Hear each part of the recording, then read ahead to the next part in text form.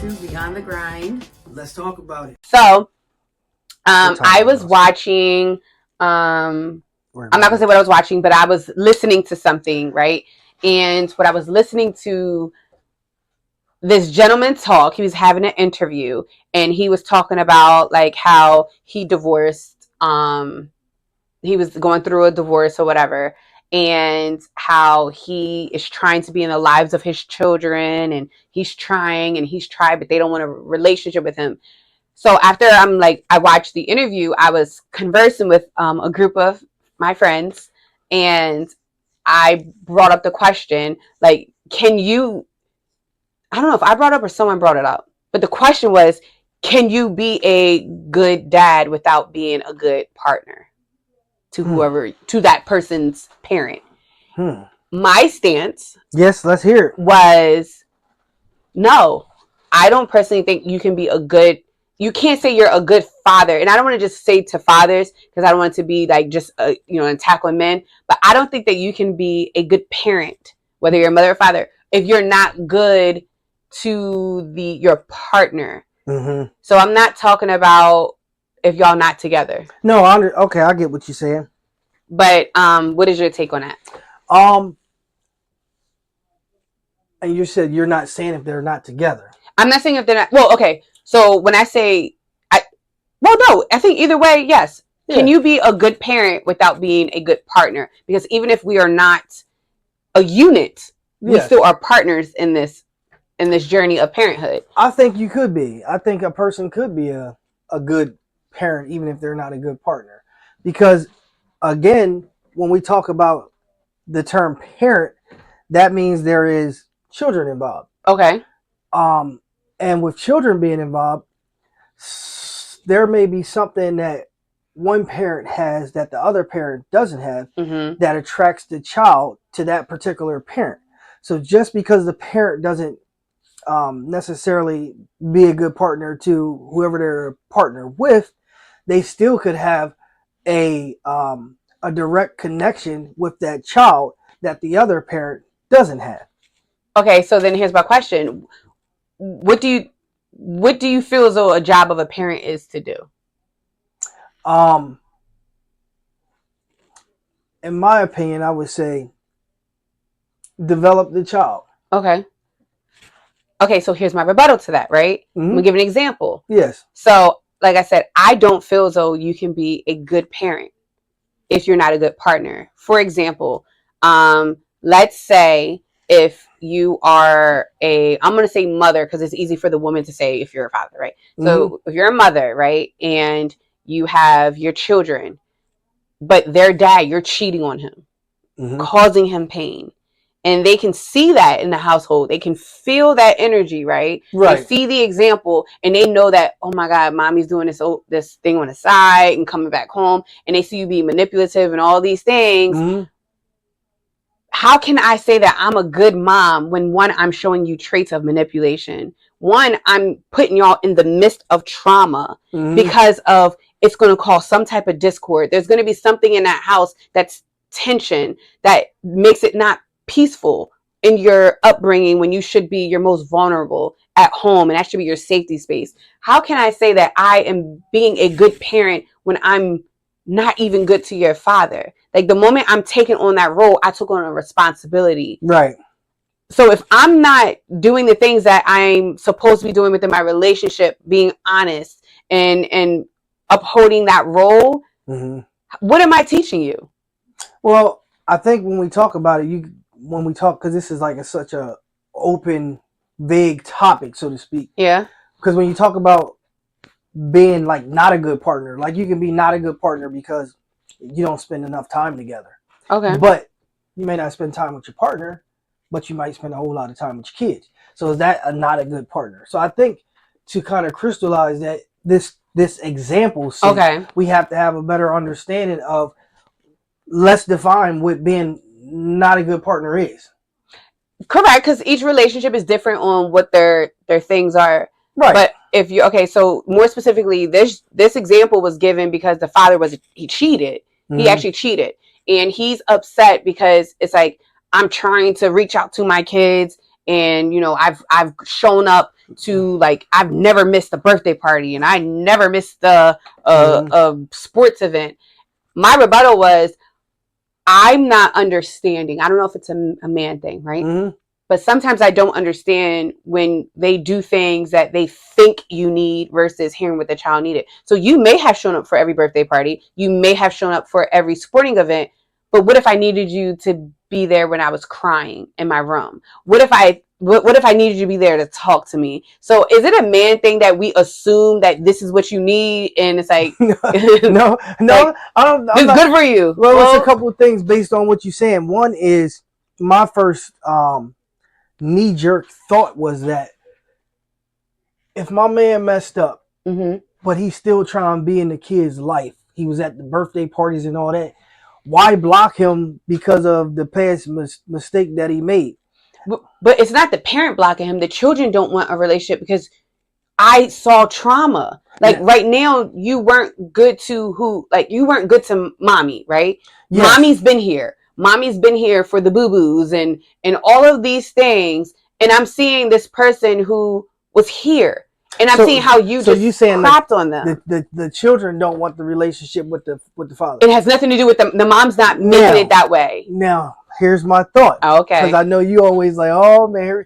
So, again, when you first talked about what's the number one role of a parent. Yeah. And I said to develop the child. Mm-hmm. So with development in life comes growth and also crisis. It's a cycle that we must all go through every time. Okay. Development, growth, and then crisis. Mm-hmm. Although the guy did what he did or whatever, it's also preparing the child that life is going to fall in these kind of circumstances. So with that, it's going to happen. No, you're going to grow. Oh, that is true. You're going to face crisis. That's actually that. I agree. It's going to go like this. I'm agreeing with everything you said. Well, can I finish this? Yes, please do. So with that cycle, it is also the person who was hurt responsibility to kind of make some decisions where they say, all right, I'm just not going to deal with this person that hurt me anymore. Mm-hmm. Or they can say, I'm healed now, but although you hurt me, I do have influence on developing my children. And when I say that is true. I mean our children. That is true. So because of that, I can plant seeds to not so much advise the child that, hey, you know, I'm not saying your father was right by what he did, but he's still your father. It's one of these cases where I'll let you all as the children decide if you want to have a relationship with him, but he's still your father. I know you said so many things that I do 100% agree with. You agree. So I'm not going to say I disagree with these statements, but this is the parts I want to challenge, right? Yes. Okay, so going away from that example, right? I feel as though toxicity, in whatever form it comes in, toxic, I will cut you off. I don't care. I don't care who you are.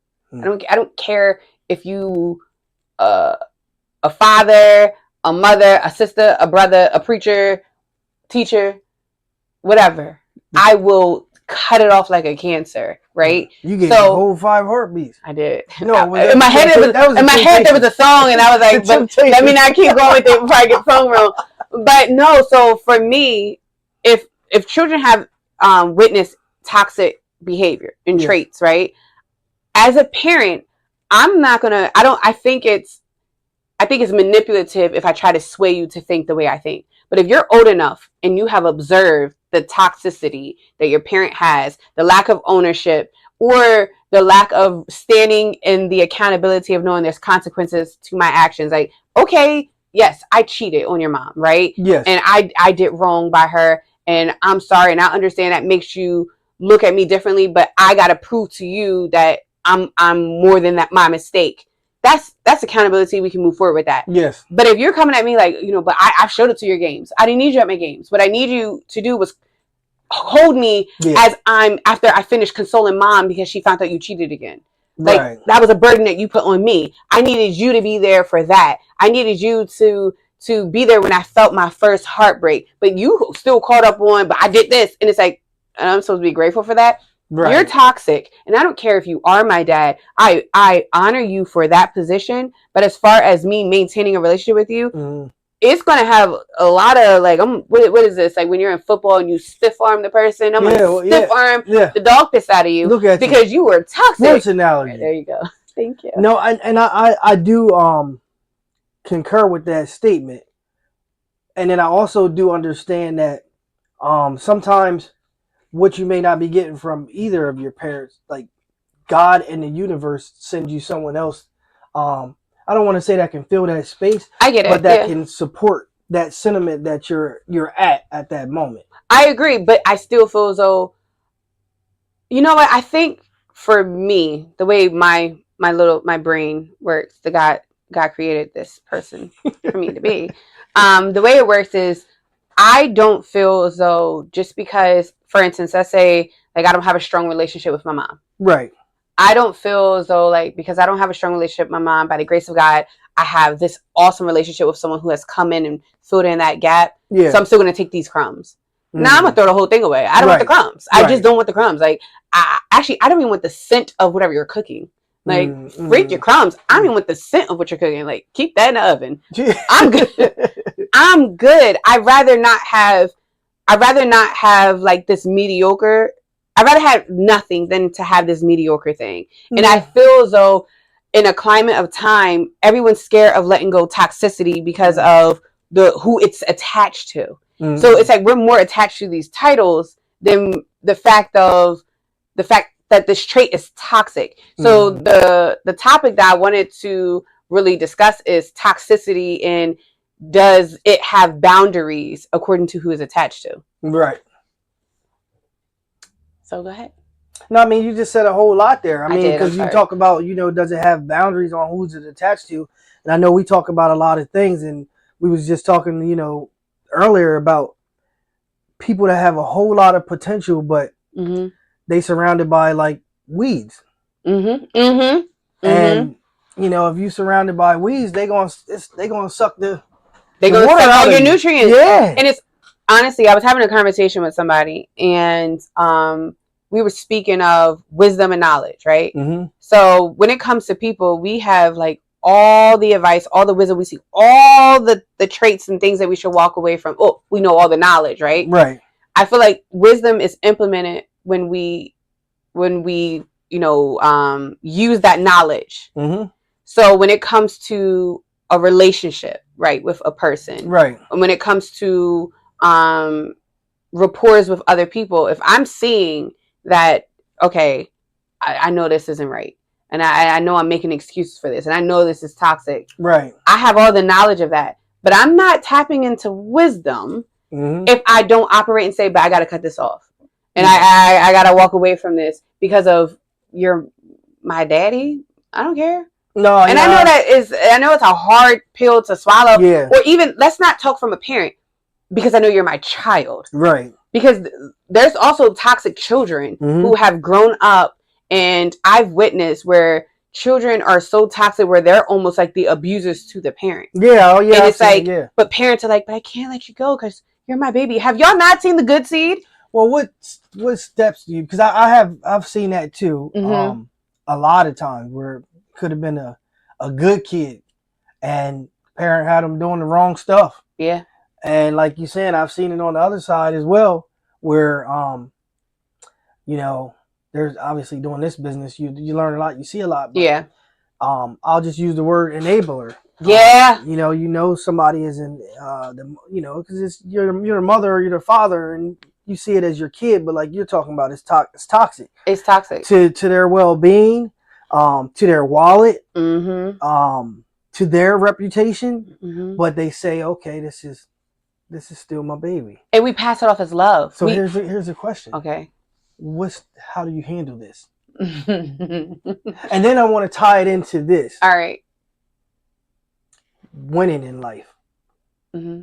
After you answer this. Okay, so how do you handle from the aspect of how do you handle your baby The one you love. The one you birthed. The birthed. Well, dads matter too. Oh, I'm sorry. The one you helped create. Yes. Because y'all carry the life. Yes. You're right. He said, "Let me speak up You're for right. the That's dads." right. You're right. But you're right, because there are some present The daddies. seed is important. The seed is important, right? But go ahead. So how do you handle that child who looks like you? You see you in them. Yes.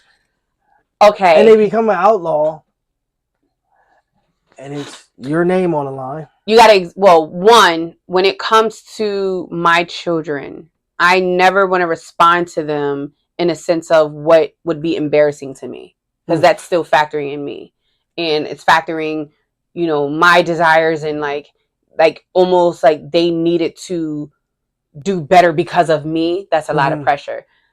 But what I will say, I would want to hold them accountable just because of who they are. Secondly, I would have to be honest with myself and say, I have packaged what I thought was love. I put it in this package of love, but actually what it was this unhealthy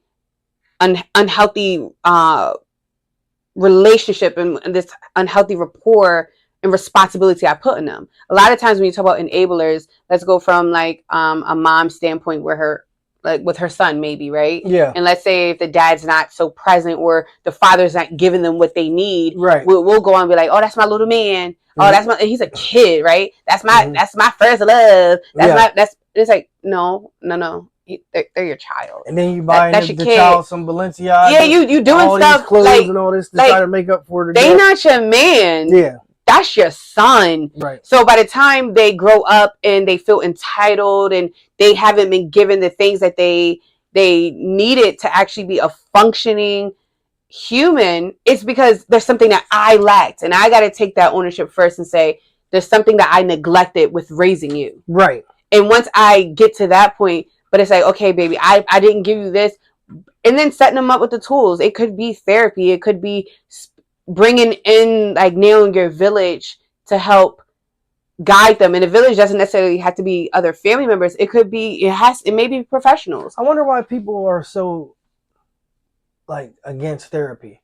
I mean, like, even myself, when I think about it, I'm just like, you go into this person, like, it almost make you feel like you, like, something wrong with you or something, like, I do. Why do you think that? Because if you think about it, for the longest time, okay, okay, so I'm closing all the files in my head, like, boop, boop, boop, boop. Okay. So for the longest time, right, you think of therapists as going to the doctors, and no one goes to the doctors when they don't think something's wrong. Right. So that's one. So obviously, if you are going to therapies, I don't want to say something wrong, but it's something that you need assistance with processing. There's some people who don't necessarily need that. Like, I personally think I'm a person who, I don't need therapy. That's just my opinion. I am think therapy would help everybody? I don't need professional therapists, because you're right. Therapy does.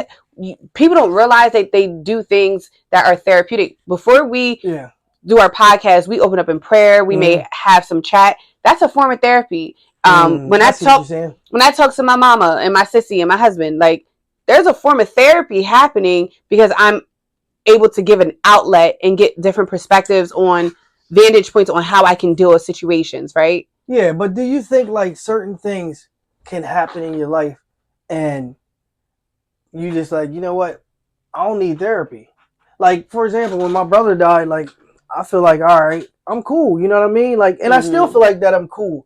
But some people around me that, that love me was like, yo, you probably talk to somebody. Yeah, you should probably get therapy. I'm like, no, I don't need it. And which I still feel like I don't need it. Yeah. But, it takes the external people around you that love you that's like, okay, they can tell you things and see something in you, but it's up to you to accept what's being told to you. So the way how I outwardly projected therapy for myself is I kept my brother alive. Like, I post something on him every Tuesday, which was the day he died, on a Tuesday. So every Tuesday I post a positive quote about him.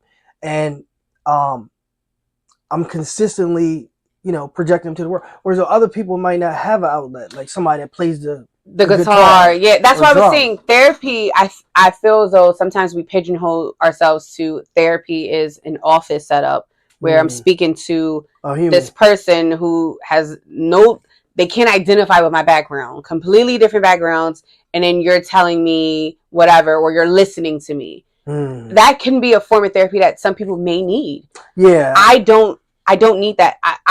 For me, I am very I'm very centered I feel like with God, right? So like that's my ultimate therapist, right?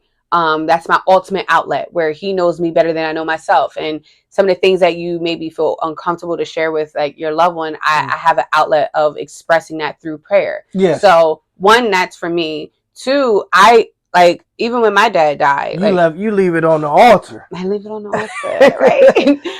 Going up yonder. No, I don't want to go up yonder yet. Not yet. But no, when my dad died, like I don't. This little light of mine. You gonna let it shine? Amen. No, for real. You stupid. Got any more songs in your bosom? You know I got them all. I'll be here all day. You're a preacher kid. You better. You be going. Right. I was in a choir. Don't get us started. I'm strong alto. But no, for me, like these stupid. Is that a choir director? Hold it in the song. You stupid. So for me, I didn't need therapy. When my dad died, I talked a lot to my family and the ones that loved him. That helped me get through. Right. And being honest with the reality of stuff, that helped. Even when like just other life things that has occurred, there's some things that happen in life where it's like, for me, I didn't need therapy. I need to tap into people who love me. Yes. And not just like me. Yes. But who genuinely love me. And I need to tap into people who love me enough to tell me like, hey, like your thought pattern's off because you know me. Yeah, you need that. So therapist, you and everybody need that. In some ways, a therapist is still only going by what you tell them rather than what they observe. Yes. I need people that's deep. Who, for me, tell me what they like. If you observed these patterns of me and you're like, that ain't you, Nicole. Like, what's going on? So your family coming to you, they probably saw something. There's something that changed, right, with you, where they're like, a part of you went with your brother because that was your ace. Right. That was your ace boom coon. Okay. Yeah, yep. Where he ended, where Jay ended, Eddie began. Like, yep.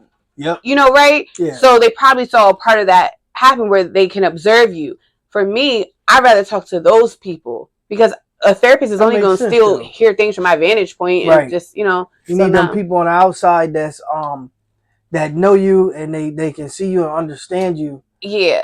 But then also like it's very important to have those people around you that do that every day. Sometimes it can be irritating, but I have people around me every day that's consistently read me and say, "You all right?" And then sometimes it's very like it can be like, I'm cool. And it's just consistently wanting to make sure like you're all right. Not just from losing somebody, but like your overall, day. You're right. So that's why you always consistently hear me say that to you and everybody. Do. I'm just like, you all right? But I bet you money. I could be wrong. Dinero. I bet you mucho dinero. Yes. I could be wrong, but I feel like you have enough self-awareness to say to yourself, like, I ain't right. No, yeah, I will.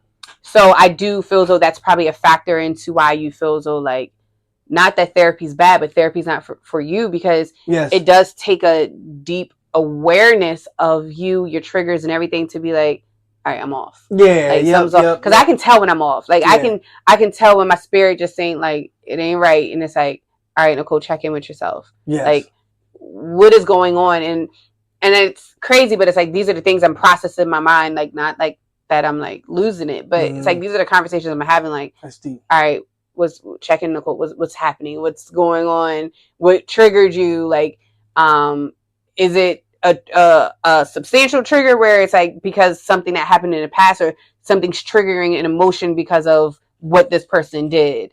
So I think having the self-awareness is what makes you feel so like, yeah, I'm off. Okay. Yeah. You know what point I'm trying to get to in life? Where? I call it the landing point. What is that? You on a landing strip? You got the helicopter, like. No, the LANDON, the landing point. Oh, that's my son. What is my landing point? So when we was talking the other day, Mm-hmm. you explained to me something, and it mattered. Okay, what was it? You talked about how when I called you, the other kid said, "Mom, Oh yeah, Landon won again." So that mattered to me because, and I'll let you kind of jump in and explain how Landon won. Mm-hmm. But I'll tell you, well, in fact, tell us how Landon won. I'll say from their perspective. Yes, from the kid's perspective. So Landon won because in my mind said, it was like, baby, it's nap time. My son is 3. Yes. And it was like, sir, it's time for you to take a nap. Because I know if he doesn't, he gets a little rowdy, whatever. Mm-hmm. So I thought that I laid him in his room and I just thought that he was sleeping.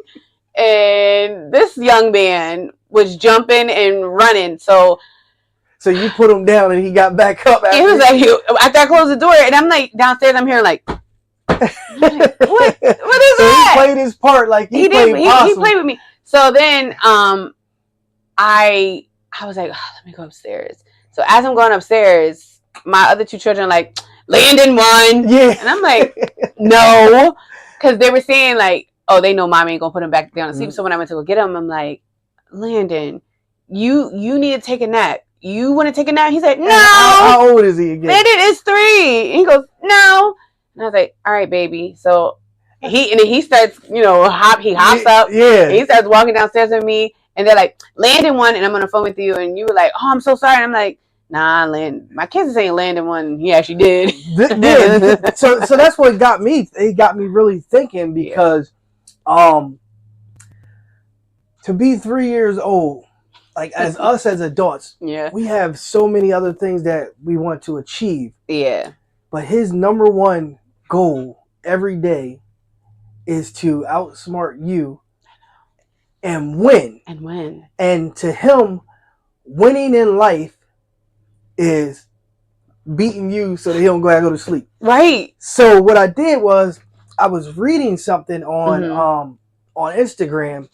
And it was all these different comments. And there was a girl that, she's like a news reporter or something. And she posted a picture. And somebody wrote under it, they said, whatever man gets Aaron, won at life. And I said, wow, what does winning at life look like? So then I thought about, to right now for a 3-year-old, winning at life is beating your mom so that you don't have to go to sleep. Mm-hmm. And then I started listening to Bishop T.D. Jakes, where he was saying that he said old T.D. Jakes, or the old one. Oh, okay. He said that you can take my car, you can take my house, you can basically take all these things from me, but when you take my time, that's on a whole nother level. So to him, winning at life is time, freedom. So even be able to have time. Yeah, freedom to have time. Mm-hmm. So all week I've been thinking, and I have to say it as it's in my mind. Yeah. What does winning at life look like? And what does won at life look like? Like you won. Okay. So won, like you're done. The journey's done. Yes. And I don't know if that's death or is that you finally basking. You know how like if you're a runner, right? Yes. Track star. Mm-hmm. And after they run, she a track star. Yes, they go through the thing like this, chest out, and they hit the ribbon. Mm-hmm. And as they're catching their breath, like they kind of turn around and see what they did. Yes. So it's like that's a good. Like so, I guess it's like when you get to that point in life and you went way past, and then you're trying to catch your breath and you go. So do you think one? So I don't think it. So basically, I was saying I don't think it. I think one, it can be at the moment of death and you looking back to see everything you accomplished. Mm-hmm. But I think everybody's journey of winning is going to be different. Mm-hmm. For me, winning will be knowing that my children are healthy, happy, and living a life that God is pleased with. So for me, winning in life has nothing to do with my life. It has to making sure that their lives are like where they're in a point where I do so well, me and their father do so well financially that they have the freedom to do what makes them happy. Deep.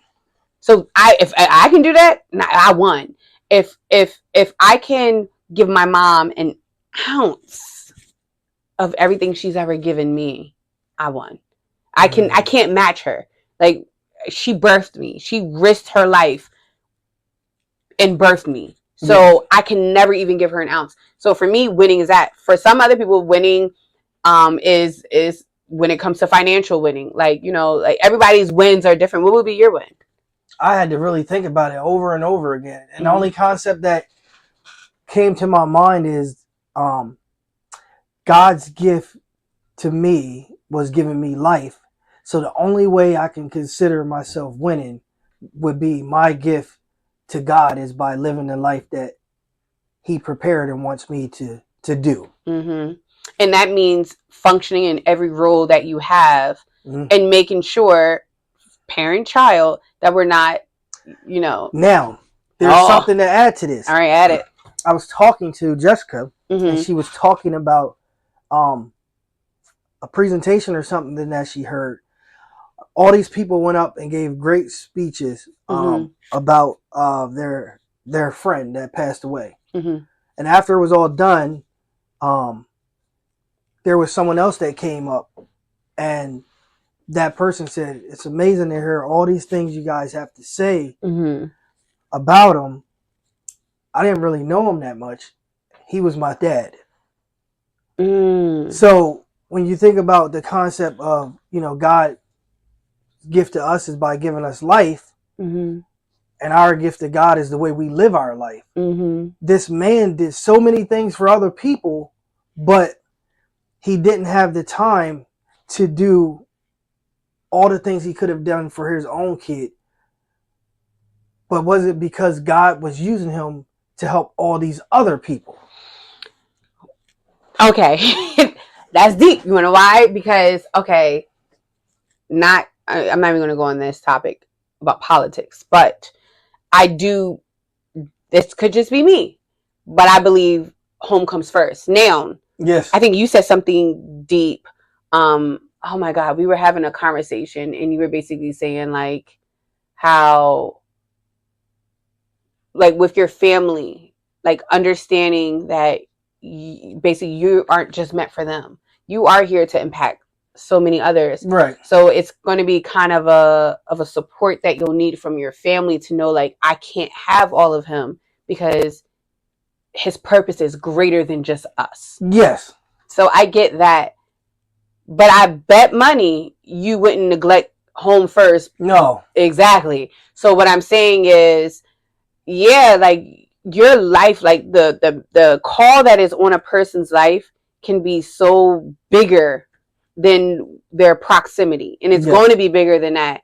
But you can't tell me that you could impact every other child. Or humans. Yes. And forgot this one. Yes. Like there's something wrong with that. For if there's a disconnect there, there's something wrong. So do you think he won at life? No. No. Because like for I'm me, on this winning that life. You are, and I get, but you know what? You know why? Because I think everybody's on this journey of trying to win and getting there. No, I'm listening. But it's like, for me, like, I'm all about the wins, but I feel as though it can't be at the expense of leaving one behind. Like, you grew up in a whole family who's been in the service. Yes. No man left behind. Now you preaching. We gotta continue this topic. It shall be continued. All right. Thank you for tuning in to another episode of Beyond the Grind. Let's talk about it.